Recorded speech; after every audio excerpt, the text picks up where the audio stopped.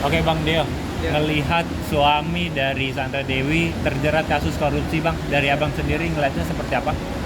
Sama HP Muis ya, Betul. terjerat korupsi. Sebenarnya bukan korupsi deh itu, selain korupsi juga kan illegal mining ya. Jadi namanya illegal mining perampokan aset-aset negara oleh mereka lah ya. Jadi macam-macam tuh pidananya tuh dia tuh. Tapi ya sudah, dia kan tersangka melakukan tindak pidana korupsi dan sekaligus illegal mining. Ya. Nah, yang mau ditanya apa nih Bang? Nah mungkin dari delik hukuman kasus seperti ini, hukuman terberat yang mungkin saja diberi yang bisa menjerat para pelaku apa Bang? Ini hukumannya berat-berat semua. Illegal mining berat, kemudian TPPU berat, korupsi juga berat. Jadi kalau dikumulatif berat sekali nih. Bisa-bisa hukuman seumur hidup nyampe nih gitu. Cuma rata-rata yang dipakai untuk tindak pidana korupsi kan. Bisa 15 tahun, bisa nah, 12 tahun ke atas bisa nih. Tapi berat itu udah pasti. Gitu ya. Kalau si tersangkanya gitu. Dan terbukti di pengadilan ya, pasti hukumnya berat. Karena undang-undangnya berat semua. Bang, apakah sebagai istri Sandra Dewi yang juga menikmati uang Harvey sendiri bisa terjerat hukum Bang? Bisa, sangat bisa sekali kalau mau dikejar ke Sandra Dewinya. Kenapa? Karena dia kan suami istri. Hartanya yang didapat adalah harta bersama. Potensi transferan ada. Ketika transferan uang itu namanya tindak pidana pencucian uang kan. Kemudian uangnya buat beli apa? Beli aset apa atas nama siapa? Sehingga potensi terjerat pidana sangat tinggi sekali buat Sandra Dewi sebagai tersangka. Artinya paling nggak dia menampung atau setidak-tidaknya dia mengetahui kalau suaminya itu melakukan suatu tindak pidana dan dia diam saja. Jadi potensi terjeratnya bisa. Sama seperti Rafael Alun dengan istrinya itu sama juga tuh. Cuman kan kadang-kadang istri kalau Rafael Alun dan istrinya dianggap sebagai ini kan pendiam kan, jadi pasif kan. Tapi kalau Sandra Dewi kita nggak tahu nih.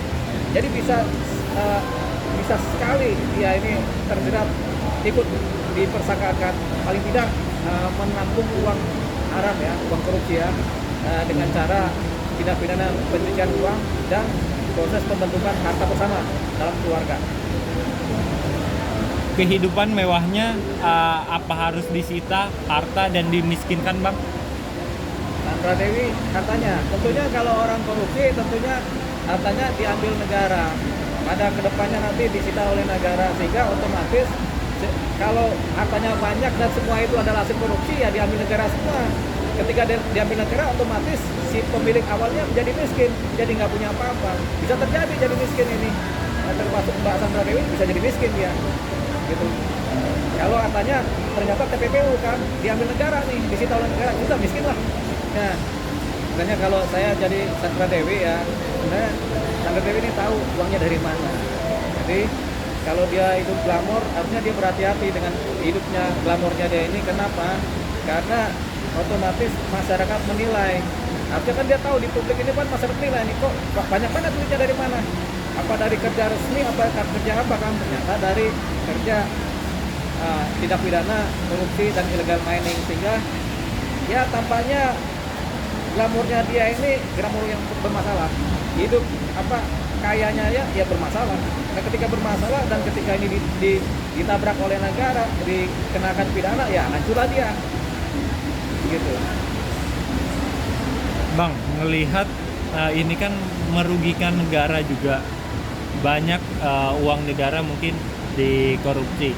Hukuman apa Bang yang pantas banget buat para koruptor seperti ini Bang? Sebenarnya dulu itu pengen ada hukuman mati, jadi terhadap hukuman kan undang-undang kita nggak mengatur itu. Yang diatur kan maksimal adalah hukuman 20 tahun penjara atau seumur hidup kan begitu kan. Jadi ya nggak ada hukuman mati. Kalau di Cina ada tuh hukuman mati terhadap koruptor, Indonesia nggak ada. Jadi ya sudah dihukum selama-lamanya lah, ya 20 tahun penjara lah kan begitu. Gitu. Jadi sebenarnya hukuman mati apakah pantas nggak pantas kita nggak tahu ya. Tapi ada beberapa negara mempraktikkan hukuman mati terhadap koruptor, di Indonesia tidak. Bang, dari nominal aja udah fantastis banget Bang, 270 triliun. Ya, itu kerugian negara karena kerusakan lingkungan juga. Jadi ada kerugian pajak, ada kerugian royalty fee, ada kerugian lain, pemasukan perusahaan, ada kerugian lingkungan. Di totalnya diperkirakan segitulah nilainya kan, karena tentunya ada reklamasi yang nggak dijalankan, sehingga rugilah di totalnya 200 berapa triliun tuh. Nah, angka ini kemudian dibancak oleh banyak pihak. Mungkin sebagiannya dibancak buat si ini, dan berkemungkinan ada bos besar yang menerima uang lebih banyak lagi, gitu. Jadi ini harusnya aliran dananya ini kan sampai kemana?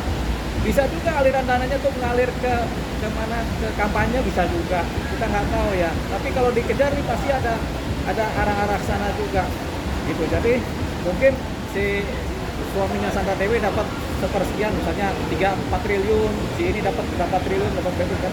Tapi memang banyak ini, uang segitu udah banyak gitu.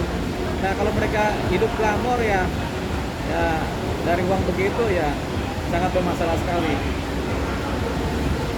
Bang Deo, ngelihatnya ini masih banyak lagi pelaku-pelaku korupsi yang bersangkutan sama suaminya dari Sandra Dewi atau seperti apa?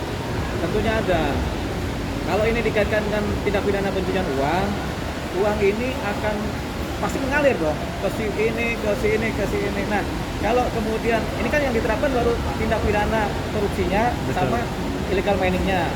Kalau kemudian dikuatkan dengan TPPU sedetail mungkin, sampai siapa tahu ke artis mana ini uang itu termasuk penampung TPPU. Nah ini juga bisa diproses ini. Makanya ada cerita dari Jaksa Agung bahwasanya ada juga beberapa pesohor yang sudah diidentifikasi masuk nih unsur nih, terutama pada pasal tindak pidana pencucian uang. Jadi ini nanti berkembang. Ini kan baru 17 tersangka, 16-17 tersangka. Kalau dikejar lagi bisa banyak. Kerugian negara harus dikembalikan senilai yang dirugikan. Sehingga siapa-siapa yang menerima itu kalau dasar legalnya nggak punya atau hanya untuk udah bisa dikembalikan lagi, dikejar oleh negara. Paling tidak menerima TPPU harusnya kena juga terkait sebagai tersangka. Kalau asalkan dapat uangnya sah, kemudian dari hasil kerja jerih payah yang sah, yang legal, ya kalau mereka mau glamor juga, mau di depan publik glamor juga nggak ada persoalan sih. Namanya kan apa, style masing-masing ya. Tapi kalau uangnya udah nggak legal, uangnya uang haram, uangnya uang habis korupsi, terus hidup glamor juga ya keterlaluan. Bukan kita ngajarin supaya orang yang korupsi jangan hidup glamor ya, tapi ya nggak pakemnya. Tapi glamor itu nggak ada persoalan kalau bagi saya. Kenapa? Karena semua orang punya hak untuk berstyle kan. Tapi dasarnya mereka mendapatkan hartanya secara resmi, secara legal, gitu aja. Bang Deo, dengan nominal yang sampai segitu yang merugikan negara, artinya bisa dipastikan kalau bakal dimiskinkan ya berarti Bang? 100% dipastikan? Pasti miskin dengan sendirinya. Bukan dimiskinkan ya. Jadi niatan memiskinkan tidak, tapi negara akan mengambil uang negara yang dipakai. Jadi ketika uangnya diambil, termasuk mungkin ada jet pribadi punya, ya diambil karena itu bagian dari uang negara kan. Jadi bukan haknya, diambil. Jadi sebenarnya ini yang korupsi ini punya kekayaan semu. Kekayaan semu itu dia punya kekayaan, tapi bukan kekayaannya dia sebenarnya, tapi punya negara yang dirampok oleh dia yang dikorupsi. Ketika ketahuan, ya diambil aja oleh negara. Otomatis yang tadinya dia merasa kaya jadi miskin. Otomatis miskin. Aset-asetnya disita berdasarkan hukum, uang-uang di rekening di bank dibekukan berdasarkan hukum, sehingga dia nggak punya uang lagi. Ini contoh sederhana ya kasusnya pajak Rafael Alun itu kan, sampai rekening bank deposito termasuk juga setiap deposit yang ada di bank itu langsung disita, habis kan nggak pegang uang lagi. Itu dia, ini yang dimaksud miskin dengan sendirinya, gitu. Karena negara bertindak. Bang, artinya melihat kasus korupsi ini apa yang mau abang sampaikan? Ya, baiknya kita jangan ada korupsi di negeri ini, supaya kondisi ekonomi kita, negara kita ini tidak mengalami kegoncangan kan. Kita ini kan kalau ada orang korupsi, kita juga sakit hati, ngenes, nyari uang susah, sementara mereka korupsi banyak. Nah, rakyat yang harusnya dapat uang dari negara, dari pemerataan malah nggak dapat karena uangnya dikorup, gitu kan. Lingkungan juga rusak. Jadi sebaiknya ya jangan korupsi kalau menurut saya tuh. udahlah kerja legal-legal aja, gimana caranya. Mungkin ada macet-macet dikit gak ada persoalan, ada susah-susah dikit gak ada persoalan, tapi jangan sampai kemudian kita merampok dari negara, hak negara atau uang uang negara, uang rakyat kemudian dirampok, dikorupsi oleh ya kita ya jangan. Bang, artinya sebentar lagi Sandra Dewi pun akan diperiksa ya bang? Pastinya diperiksa dong. Karena dasarnya adalah tindak pidana pencucian uang. Jadi ada illegal mining yang pertama, tindak pidana penambangan liar. Yang kedua korupsi di dunia pertambangan. Yang ketiga uangnya kemana? Asetnya, hartanya kemana? Nah di situ baru tindak pidana pencucian uang yang ketiga. Jadi bertingkat ya. Nah si penerima atau penikmat harta ini akan dikenain tindak pidana pencucian uang. Oke, aman.